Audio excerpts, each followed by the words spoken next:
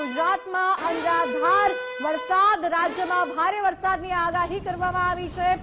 દક્ષિણ ગુજરાતમાં red alert આપવામાં આવ્યું છે। સુરત, નવસારી, વલસાડમાં વરસાદને લઈને રેડ એલર્ટ, ઉત્તર ગુજરાત કચ્છમાં ઓરેન્જ એલર્ટ, પોરબંદર, રાજકોટ, બોટાદમાં યલો એલર્ટ, અમદાવાદ, ગાંધીનગરમાં પણ યલો એલર્ટ આપવામાં આવ્યું છે। આણંદ, ખેડા, પંચમહાલમાં વરસાદને લઈને યલો એલર્ટ આપવામાં આવ્યું છે। સહયોગી વિજય દેસાઈ આપણી સાથે ગુજરાત ફર્સ્ટના ન્યૂઝરૂમથી લાઈવ જોડાયા છે। વિજય, વરસાદને લઈને હવામાન વિભાગે આગાહી કરી છે, અનેક વિસ્તારમાં રેડ એલર્ટ, ક્યાંક ઓરેન્જ, ક્યાંક યલો એલર્ટ। વિંડીના માધ્યમથી જણાવશો કે કેવી પરિસ્થિતિ છે વરસાદને લઈને, કઈ જગ્યાએ?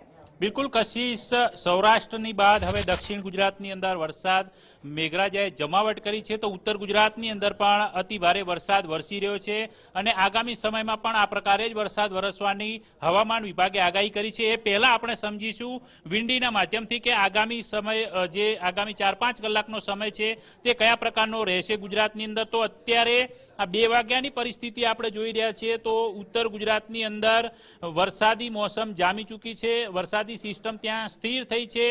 ખાસ કરીને જે કચ્છને અડતા જે વિસ્તાર છે, કચ્છ ઉપરાંતના જે બનાસકાંઠાનો સુઈગામ, ભાભર, વાવ, થરાદ, લાખણી, દિયોદર આ તાલુકાઓ જ્યાં લાગુ પડે છે, એ કાંકરેજ સહિતના જે વિસ્તારો છે ત્યાં અત્યારે વરસાદી સિસ્ટમ સક્રિય છે।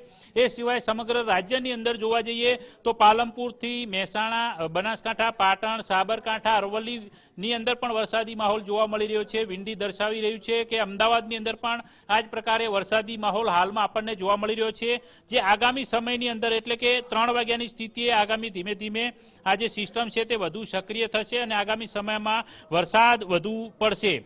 એ સિવાય સત્તાવાર રીતે હવામાન વિભાગે પણ અત્યારે જ આગાહી કરી છે તે પ્રમાણે આગામી 24 કલાકની અંદર સૌરાષ્ટ્ર કચ્છની અંદર મોન્સૂન છે તે વધારે સક્રિય જોવા મળશે। ઉપરાંત જે સુરત, નવસારી જે વિસ્તાર છે ત્યાં રેડ એલર્ટ ઇસ્યુ કરવામાં આવેલું છે। એ સિવાયના અન્ય જે જિલ્લાઓ છે કે જ્યાં વેરી હેવી રેઇનફોલ આવશે તો એ પૈકીના જિલ્લાઓની અંદર નવસારી, સુરત, તાપી સહિત જે સૌરાષ્ટ્રના મોટાભાગના જિલ્લાઓ છે તેની અંદર સામેલ છે, જેમાં દ્વારકા, જુનાગઢ, રાજકોટ, ભાવનગર, અમરેલી, મોરબી, ગીર સોમનાથ ને પોરબંદરની અંદર પણ વેરી હેવી રેઇનફોલ પડવાની શક્યતાઓ છે। એ સિવાય ભારે વરસાદની જ્યાં આગાહી કરવામાં આવી છે તો ત્યાં પણ આ પ્રકારે દક્ષિણ ગુજરાતના જિલ્લાઓનો સમાવેશ થાય છે।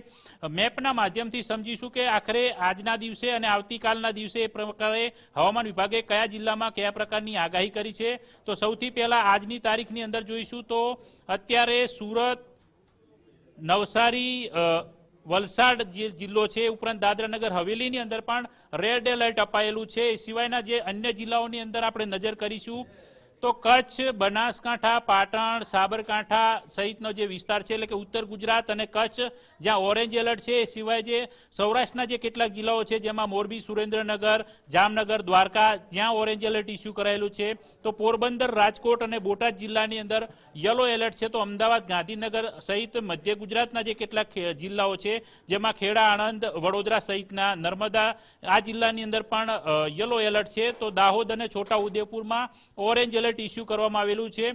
તો આ પ્રકારે ભારેથી અતિ ભારે વરસાદી માહોલ છે તે આગામી દિવસોમાં ગુજરાતની અંદર જોવા મળશે। અન્ય આવતીકાલે પણ બનાસકાંઠાની અંદર ઓરેન્જ એલર્ટ છે, તો અન્ય સમગ્ર રાજ્યની અંદર આવતીકાલ માટે યલો એલર્ટ ઇસ્યુ કરાયું છે। તો દક્ષિણ ગુજરાતના સુરત, નવસારી અને વલસાડ જે જિલ્લો છે ત્યાં આવતીકાલે પણ ઓરેન્જ એલર્ટ રહેશે, એટલે કે આજે અતિ ભારે વરસાદ બાદ આવતીકાલે પણ ભારે વરસાદ ગુજરાતની અંદર રહેવાની સંભાવના હવામાન વિભાગે વ્યક્ત કરી છે। જો કે આગામી સ્થિતિ અંગે પૂર્વાનુમાન છે તે આવતીકાલે સવારે 8:30 વાગ્યાની પરિસ્થિતિ બાદ ફરીથી હવામાન વિભાગ ઇસ્યુ કરશે। કશિશ, આભાર વિજય સમગ્ર વિગતો બદલ।